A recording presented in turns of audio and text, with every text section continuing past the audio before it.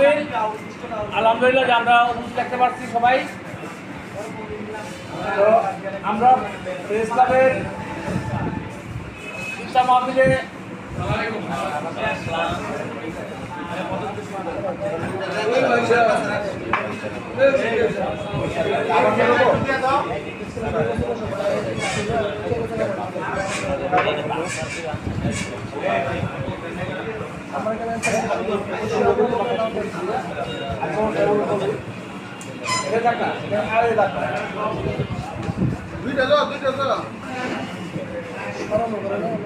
তো আমরা প্রেস ক্লাবে একটু আমরা সবাই জানেন যে আমরা একটু সমস্যার মধ্যে যাচ্ছি।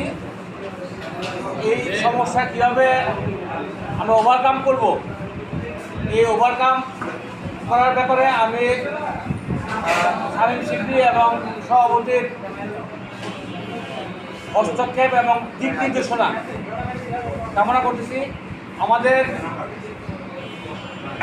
যেমন বন্ধু আছে এরকম শত্রু আছে এবং সাংবাদিকদের প্রত্যেকেরই শত্রু বন্ধু থাকে। আমরা প্রেস ক্লাবের কাজ 90 ভাগ আগায় রাখছি, কিন্তু 10 ভাগ কাজ আইনগত জটিলতার কারণে আমাদের কাজ থেমে আছে। সেই 10 ভাগ কাজ কীভাবে আজকে মানে এখন ঈদের আগে কিংবা আগের পরে শেষ করা যায়, এই ব্যাপারে আমি শামীম সিদ্দিকীর